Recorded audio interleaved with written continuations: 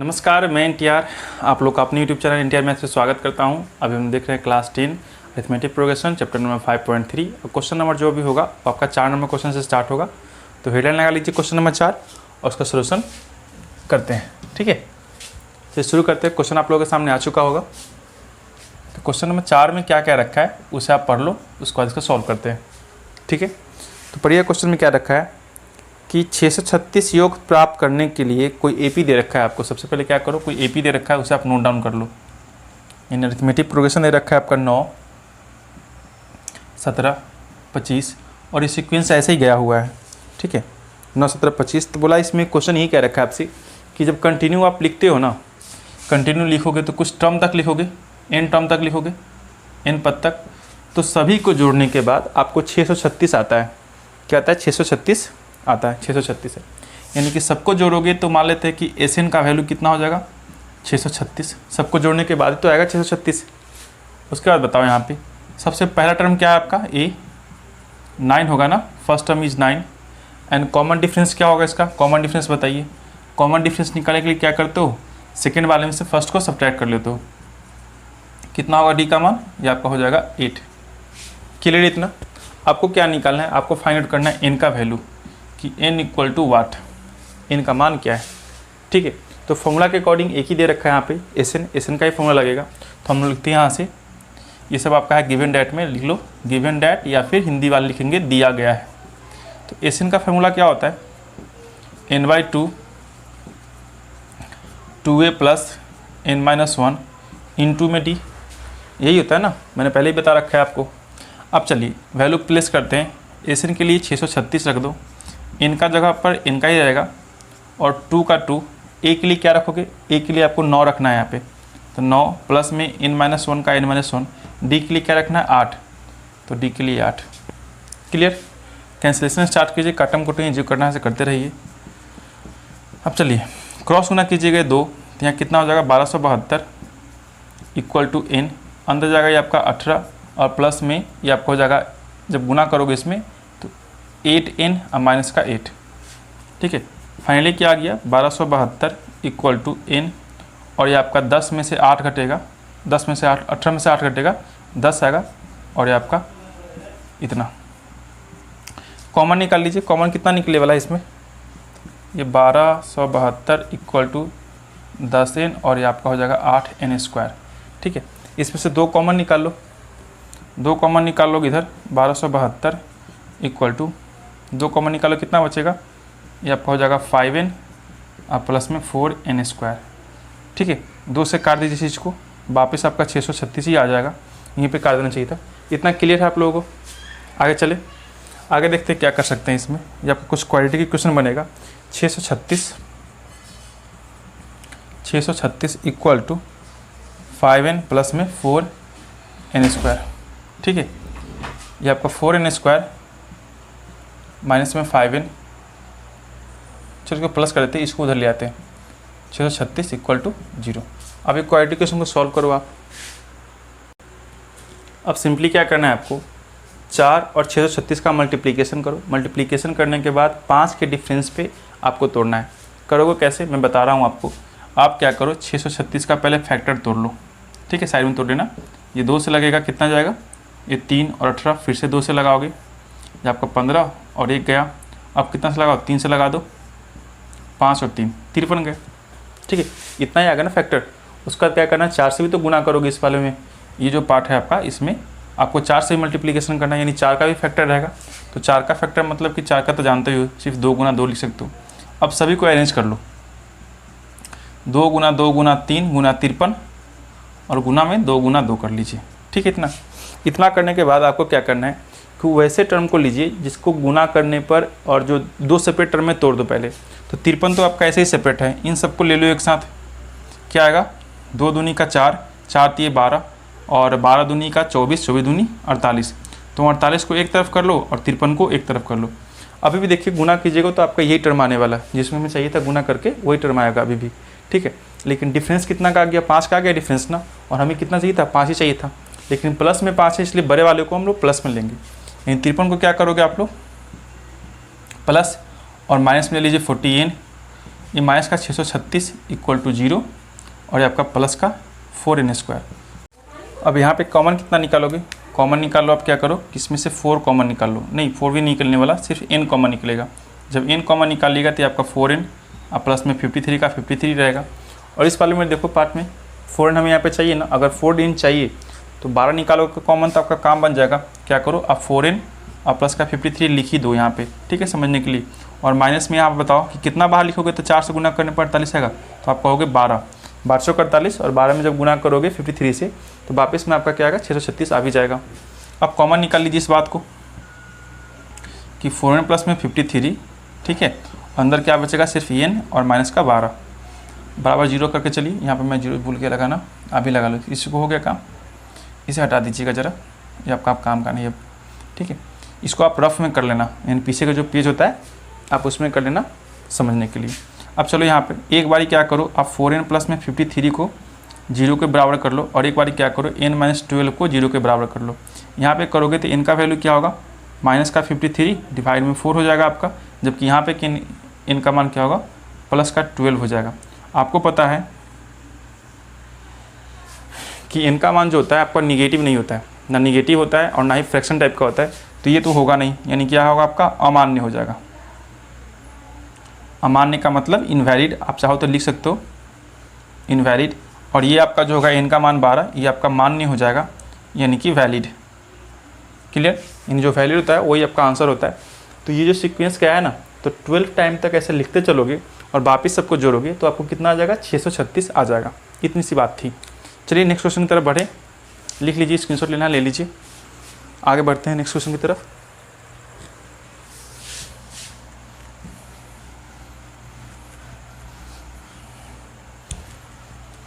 तब तक आप क्वेश्चन पढ़िए, क्वेश्चन नंबर 5 देखेंगे अभी।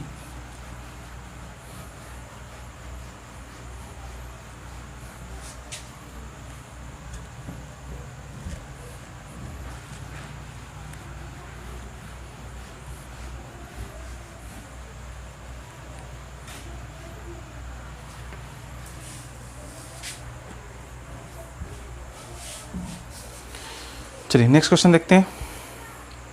नेक्स्ट क्वेश्चन पढ़िएगा। कहा है क्या कि किसी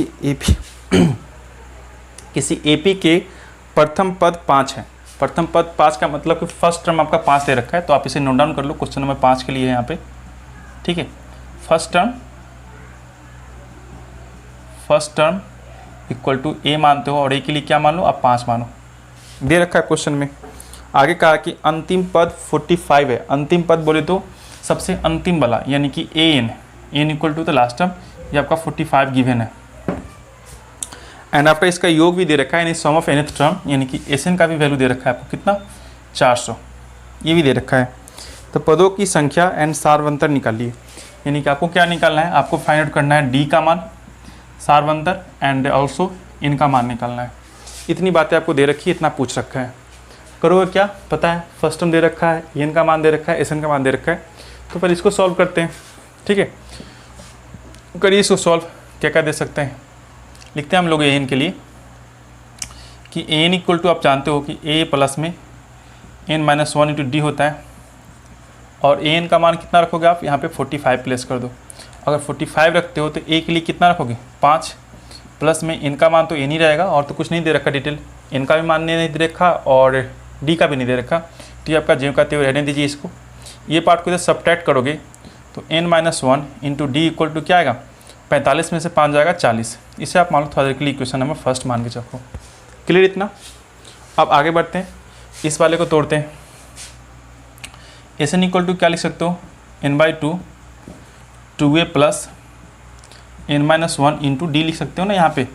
और एस एन का वैल्यू क्या दे रखा है, आपको दे रखा है यहाँ पे 400, तो आप 400 प्लेस कर लो, इक्वल टू n/2 का n/2 ही रहेगा, 2 के लिए 2 रखो, ए के लिए क्या दे रखा है 5, तो 5 प्लस में n माइनस 1 इंटू डी के लिए क्या दे रखा था यहाँ पे बताओ, सेम टू सेम दे रखा है ना 40, तो यहाँ पे आप 40 प्लेस कर लो और लिख दो ब्रैकेट में फ्रॉम इक्वेशन फर्स्ट समीकरण 1 से, ठीक है। अब यहाँ पे चलिए 400 का 400 ही रहने दो इसको अभी फ़िलहाल, n/2 का n/2 यहाँ पे कैलकुलेट करोगे तो आपका 5 दूनी का 10 और 10 प्लस 40 कितना होता है, 50 होता है। तो 400 इक्वल टू n/2 गुने में 50 कर दीजिए। ठीक है, अब देखिए काट के कटेगा क्या, इसको इससे काट दीजिए और इसको काट दीजिए, इससे 8 × 5 = 40 कट जाएगा। फाइनली क्या होगा, n इक्वल टू 16 आ जाएगा। ये क्रॉस गुना हो जाएगा इसके साथ, तो 8 दूनी का 16। क्लियर इतना बात? ठीक है, कितना आ गया 16। अगर n का मान 16 है तो n का मान जैसे ही 16 है तो आपको क्या करना है, एक तो आंसर आपका यहीं पे आ गया क्योंकि आपसे पूछ रखा था n का मान, इसका काम तो हो गया ना आपका, n का मान कंप्लीट है। अब क्या करोगे, इसको यहाँ पर रख लो, फ्लेम लिख दो, फ्रॉम इक्वेशन फर्स्ट। आपको क्या लिखना है, यहाँ नहीं लिखना है, आपको इसके जस्ट नीचे लिखना है। ठीक है, इसके नीचे आप कंटिन्यू करते चलना, मैं यहाँ पे बता रहा हूँ आपको। फिर से लिखना n-1 और d इक्वल टू 40 आपको गिवन था। n का मान क्या रखना है 16, तो 16 - 1 रख दोगे यहाँ पे। ठीक है, और गुने d इक्वल टू 40 का 40 रखो। ये आपका 16 - 1 क्या होगा 15 गुने d इक्वल टू 40 का 40 and finally d equal to क्या होगा 40/15। ये कैंसिल करोगे आप, 8 × 5 = 40 और 3 × 5 = 15, यानी कि 8/3 आएगा। कितना आ गया 8/3 इसका करेक्ट आंसर है। बात समझ में आ गई होगी आप लोगों को। दो ही चीज़ तो निकालना था, एक तो निकालना था d एंड एक निकालना था n। n को मैंने यहाँ पे फाइंड आउट कर लिया और d को मैंने यहाँ पे फाइंड आउट कर लिया। समझ गए होगी कहानी। चलिए आगे बढ़ते हैं क्वेश्चन की तरफ। देखिए नेक्स्ट क्वेश्चन पढ़िएगा, तब तक इसमें क्लीन कर लो।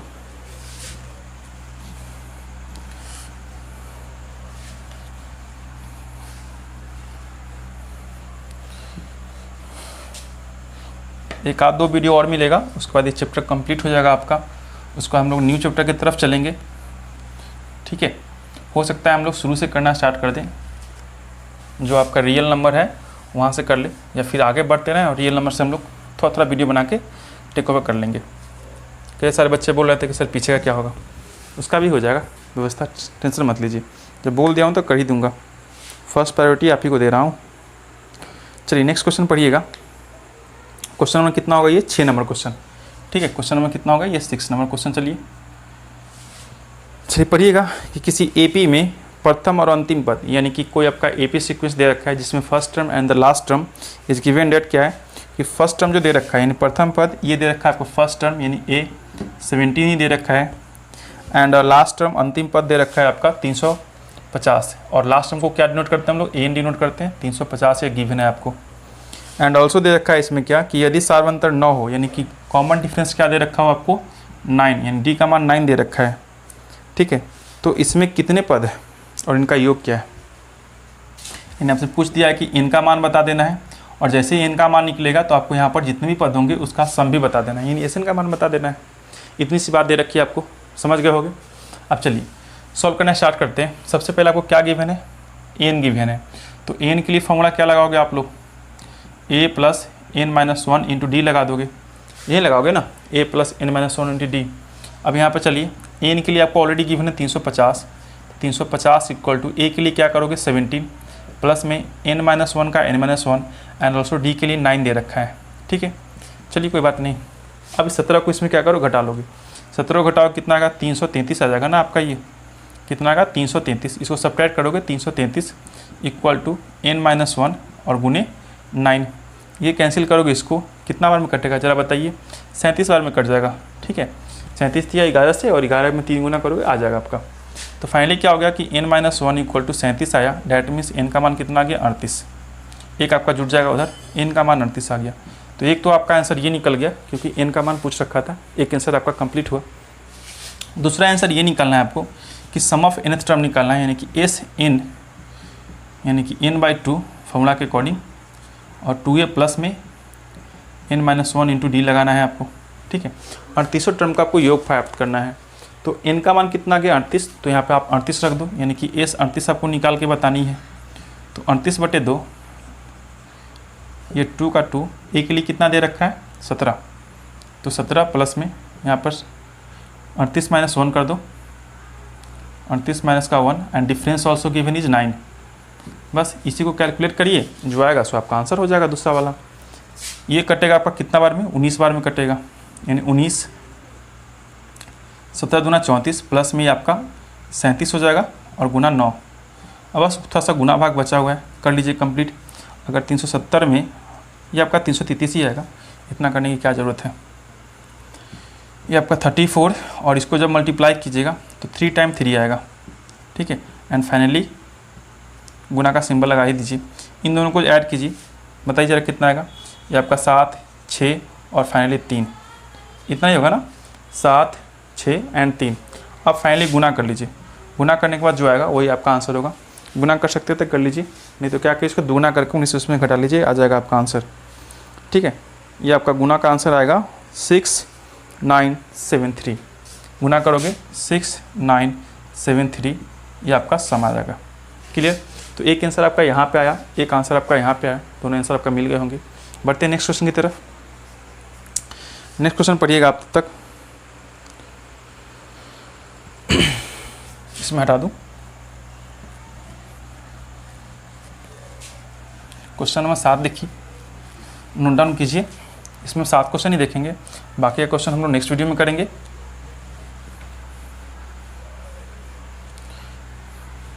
इस चैप्टर में आपको कितने क्वेश्चन दे रखे हैं? 20 क्वेश्चन ना। तो एक क्वेश्चन और देख लेते हैं ताकि वीडियो ज़्यादा लंबा ना हो। और क्वेश्चन नंबर देखिएगा 7 है ना। क्वेश्चन नंबर 7 देखते हैं। क्वेश्चन नंबर 7 पढ़िए। बोला क्या है कि उस एपी के प्रथम 22 पदों को ज्ञात करना है। स्टार्टिंग से 22 पदों को ज्ञात करना है, यानी कि इनका मान ही हो गया आपको 22, क्योंकि 22 दे रखा है तो इनका मान कितना हो गया 22, योग ज्ञात करना है। जिसमें डी का मान जो है 7 है। डी का मान कितना है 7 दे रखा है, कॉमन डिफरेंस। और 22 टर्म यानी कि ए 22 के लिए दे रखा है आपको 149, ये इतना गिवन है। और आपको क्या निकालना है, एस एन का भी साथ ही साथ वैल्यू निकाल देना है, ठीक है। इतना आपको काम करके कंप्लीट करना है, ठीक है। इतना गिवन डिटेल है आपको। अब क्या करोगे आप, ए 22 दे रखा है आपको, ठीक है। तो ए 22 के लिए लिखोगे, क्या लिखोगे आप, ए 22 दे रखा है, देखो जरा क्वेश्चन। हाँ, 22 पदों का योग जिसमें इतना है 22वां पद, ठीक है, ठीक है इतना। चलिए अब यहाँ पे लगाइएगा। तो अगर n मान 22 है, इसका मतलब आपको क्या निकालना है, इस 22 ही निकालना पड़ेगा, ठीक है। फाइनली ये निकालना है। चलो यहाँ से करते हैं कैलकुलेशन जरा, कि a 22 अगर दे रखा है तो a 22 के लिए आप क्या करोगे, a प्लस में 21d लिख सकते हो, है कि नहीं। 22 है तो 22 में से घटाओगे 21 ही आएगा। एंड a 22 के लिए क्या होगा 149 इक्वल टू a प्लस में 21 गुना d के लिए क्या करोगे 7 से मल्टीप्लाई कर दो, क्योंकि गिवन है आपको यहाँ पर d के लिए 149 इक्वल टू a प्लस में 147 गुना करोगे इतना ही आएगा। इसको घटा लो, यहाँ पे a का मान कितना आ गया 149 में से 147 को घटाओगे, a का मान कितना आ गया 2। एक तो आपको वैल्यू ये आ गया, पूछा नहीं है बस ये आ गया। अब इसकी वजह से क्या करेंगे, a मिल गया, d मिल गया, n मिल गया, बाकी क्या निकालना है s 22 निकालना है। तो s 22 के लिए आप ये भी लिख सकते हो क्या कि 22/2 a प्लस l कर सकते हो या फिर an कर सकते हो। an का मतलब भी 22 ही होता है, रख दोगे first term and last term. इसको काटो 11 बार में जाएगा। a का मान कितना है 2, a का मान कितना है 2 कर दीजिए, प्लस में a 22 का मतलब कितना 149 ऑलरेडी गिवन है, तो क्यों नहीं इसका यूज किया जाए। 11 गुने 2 गुना जोड़ दोगे इसको 151, और 11 से गुना करना आपको आता है। मैं बता दूं फिर से कि 1 का 1 लिख दो, 1 में 5 को जोड़ो 6, 5 में फिर से 1 के जोड़ो 6, और फाइनली क्या करो 1 कर दो। ये आपका आ गया आंसर, ठीक है। तो ये हमारा चैप्टर कंप्लीट नहीं होगा, ये जो हमारा क्वेश्चन नंबर 7 तक कंप्लीट हो चुका है। नेक्स्ट वीडियो में हम लोग 8 से स्टार्ट करेंगे। तब तक के लिए tata bye bye and see you.